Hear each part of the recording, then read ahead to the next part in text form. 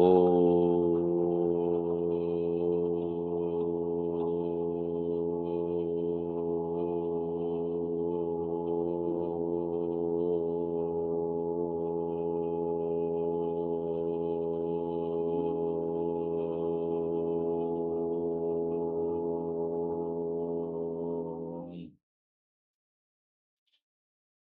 सच्चिदानन्दरूपाय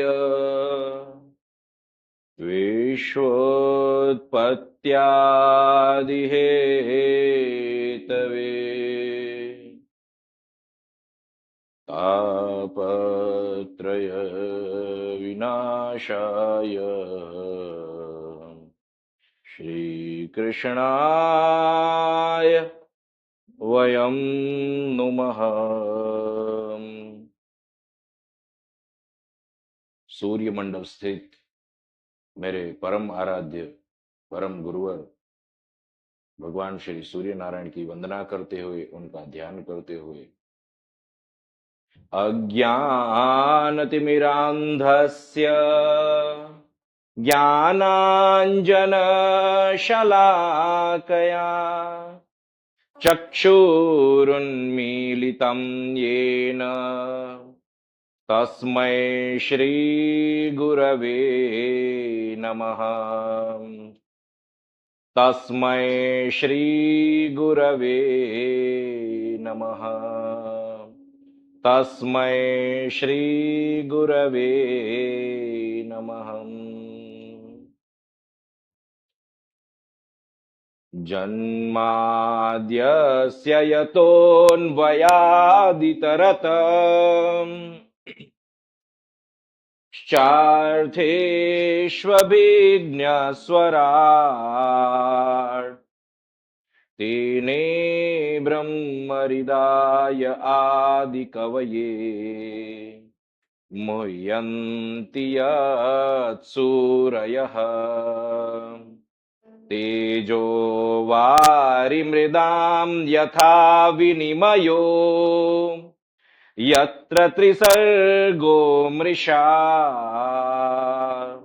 दाम्ना स्वेन सदा निरस्तकुहकम् सत्यं परं धीमहि। धर्मः प्रोच्चितकैतवोऽत्र परमो निर्मत्सराणां सताम् वेद्यं वास्तवमत्र वस्तु शिवदम् तापत्रयोन्मूलनम्। श्रीमद्भागवते महामुनिकृते किं वा परैरीश्वरः सद्यो हृद्यवरुध्यते त्रिकृतिभिः शुश्रूषुभे तत्क्षणात्।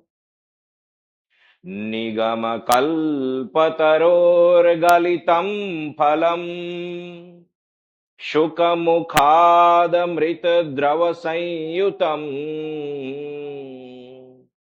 पिबत भागवतं रसमालयम् मुहुरहो रसिका भुवि भावुकाः मुहुरहो रसिका भुवि भावुकाः यं प्रवजन्तमनुपेतमपेतकृत्यम् द्वैपायनो विरह कातर आजुहाव पुत्रेति तन्मयतया तरवोऽभिनेदु स्तं सर्वभूतहृदयं मुनिमानतोऽस्मि।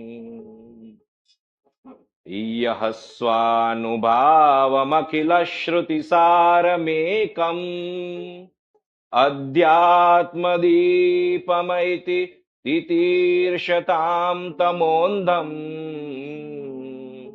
संसारिणां करुणयाः पुराणगृह्यम् तं व्याससूनुमुपयामि गुरुं मुनीनाम् नारायणं नमस्कृत्य नरं चैव नरोत्तमं देवीं सरस्वतीं व्यासं ततो जयमुदीरयेत् ततो जयमुदीरयेत् ततो जयमुदीरयेत्। वैसे भी आज बहुत विलंब हो चुका है और कल में नारेश्वर अवधूत चिंतन श्री गुरुदेव दत्त नारेश्वर नो नाथ मारो रंग अवधूत, जो रंग अवधूत की तपस्या भूमि है, जो तपश्चर्या की जो भूमि है, जहां पे बैठकर उन्होंने दत्त पुराण के 108 पारायण किए थे और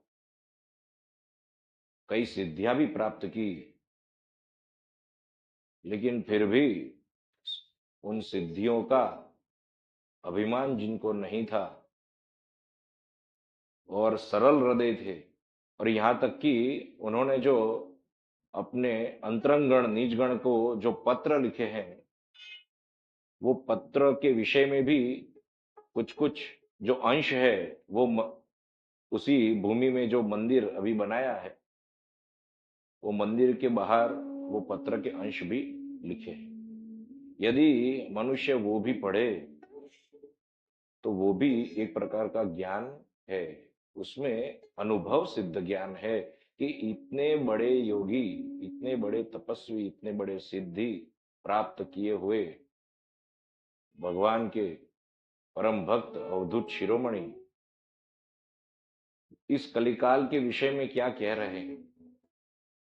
एक ऐसा कलिकाल आ रहा है कि उनको भी, उन सिद्धि प्राप्त पुरुष को भी श्रम यत्न हो रहा, और अपने अंतरंग गण को लिखते हुए कहते हैं कि आप मुझसे पृथ्वी की याचना करते हो, अर्थात क्षमा की याचना करते हो। क्षमा तो कौन देता है? राजा बलि होता है, वो देता है। जो बड़े बड़े भगवान के जो भक्त हैं वो क्षमा दे सकते हैं, वो पृथ्वी का दान करते हैं। क्षमा अर्थात पृथ्वी, पृथ्वी का जो गुण है वो क्षमा। और मेरे पास तो एक अपनी लज्जा छुपाने के लिए जो लंगोटी में लाता हूं वो भी अन्यों से मांगनी पड़ती है। मेरे पास क्या है जो तुम मुझसे मुझसे मांगते हो? वैसे देखा जाए तो मैं पृथ्वीपति हूं, मैं यानी आत्मा, और उस तरह से देखा जाए, उस रीति से, तो मेरे पास कुछ भी नहीं। तो जिनके जीवन से ऐसा बोध होता है, ऐसे रंग अवधूत, उनको याद करते हुए तो पहले सत्संग प्रारंभ करने से पूर्व बोलो कृष्ण कन्हैया लाल की जय, श्री वृंदावन बिहारी लाल की जय। ओम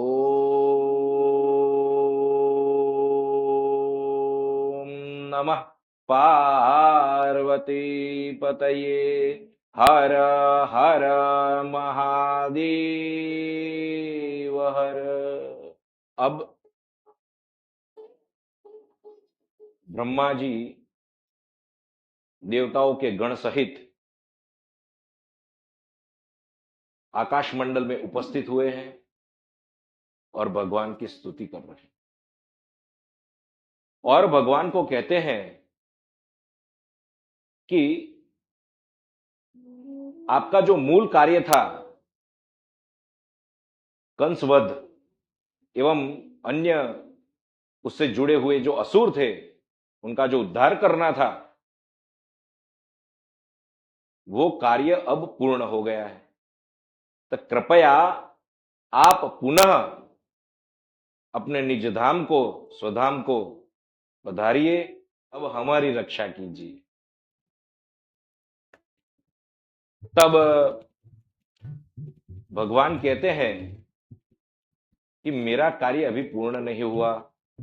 कारण ये जो यदुवंशी जो है वो साक्षात देवता ही है। देवी देवताओं ने तो यदुवंश में उनके सखा के रूप में जन्म धारण किया था। लीला उपयोगी देह, भगवान की जो लीला है उनमें ये न केन प्रकार न किसी रूप से अपनी भूमिका प्रदान करे और इससे अन्य को लाभान्वित हो, क्योंकि भगवान की लीला ही ऐसी है। तो जितने भी यदुवंशी थे उन्होंने जो देह धारण किया था वो साक्षात देव थे। लेकिन यहां पे जो भगवान के द्वारा जो उनको ऐश्वर्य प्राप्त हुआ था, जो शक्ति प्राप्त हुई थी, उनके कारण वो ऐश्वर्य से मदान्ध होकर, मदोन्मत्त होकर वो छके हुए थे। और यदि वो उनको इस पृथ्वी पर रहते हुए ही स्वधाम गमन करते तो बड़ा अनर्थ हो जाता, क्योंकि वो भी एक असुर के रूप में ही कार्य करते। तो भगवान ने विचार किया कि मुझे किसी भी तरह ये यदुवंश को समाप्त करना होगा। तब उन्होंने विचार किया कि ये द्वारका जो भूमि है ये तो मोक्ष नगरी है, और यहीं पे यदि उनका देह छूटा तो उनको मुक्ति प्राप्त हो जाएगी। यद्यपि वो मुक्ति के योग्य नहीं है, मुक्ति के अधिकारी नहीं है। कारण क्योंकि वो देव है, देव लोग है ना, और देवताओं जो रहते हैं उनको तो उनका भोग क्षय होने के पश्चात पुनः मनुष्य योनि में आना ही पड़ता है। तो इसलिए मनुष्य योनि है जहां पे मनुष्य को मुक्ति प्राप्त करने हेतु जो अवसर प्राप्त होता है वो मनुष्य योनि है। और वो तो देवताओं की योनि वाले थे, देवी देवता। इसलिए उन्होंने विचार किया और फिर प्रभास ले जाने का विचार किया, और वहां पे उनको समझाते हुए कहा कि देखो, दक्ष प्रजापति जो है ना, उसके श्राप से ग्रसित होकर ये जो चंद्रमा है उसकी कलाओं में क्षय होता था, उसका सौंदर्य नष्ट होता था। तो भगवान महादेव जी की कृपा से उनसे अनुग्रहित होकर ये प्रभास ऐसा क्षेत्र है जहां पे उनके श्राप का निवारण हुआ था, और फिर उनकी जो कला है वो क्षय और वृद्धि, अर्थात पहले क्षय ही होता था, अब क्षय और वृद्धि दोनों होने लगे।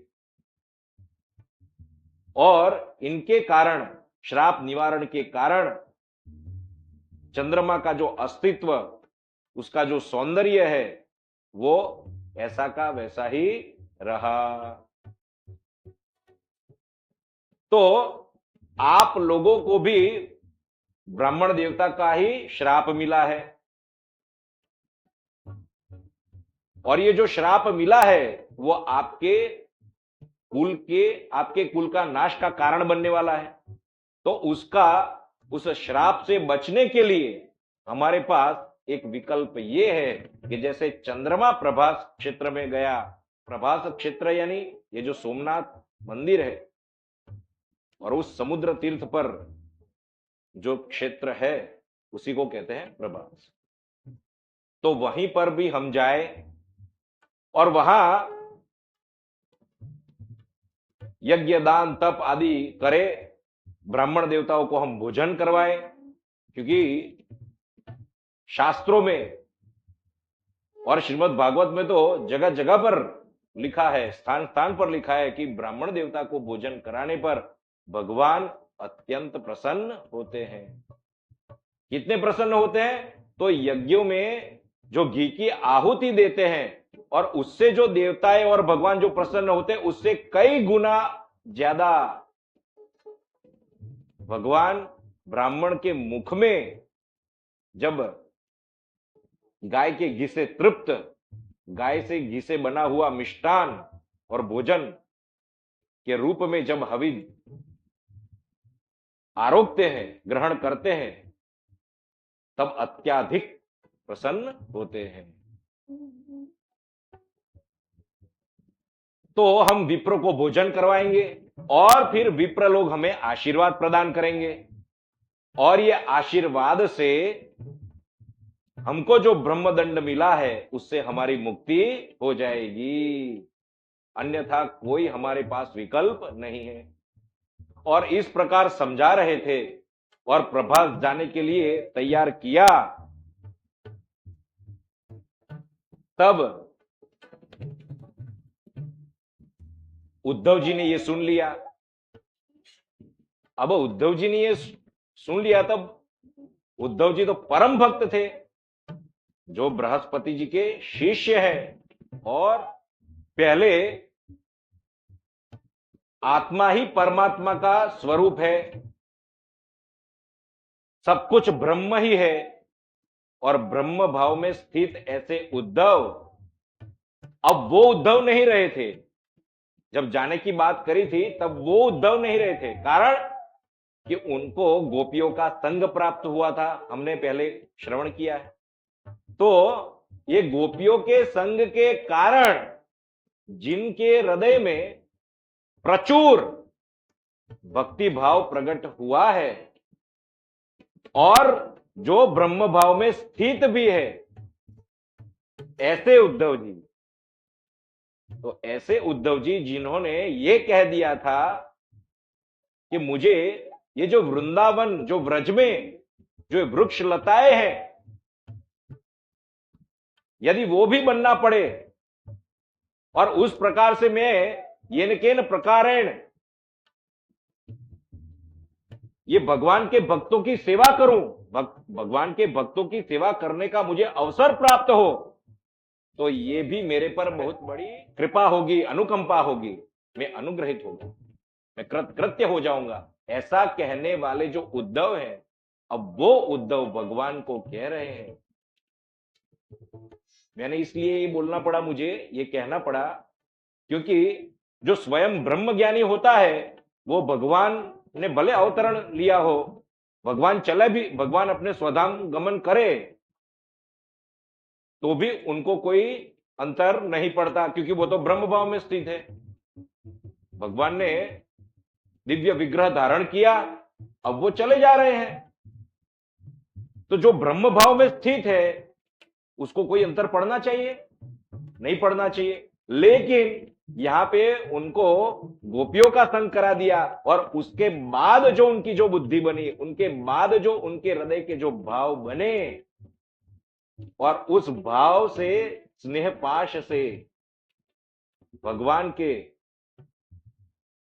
परम भक्त ऐसे उद्धव जी, स्नेह पाश से जकड़े हुए से उद्धव जी अब कहते हैं, अब आप जा रहे हो तो मुझे भी ले जाओ, मुझे ज्ञात हो गया है कि आप अब जाने की सब तैयारी कर रहे हो।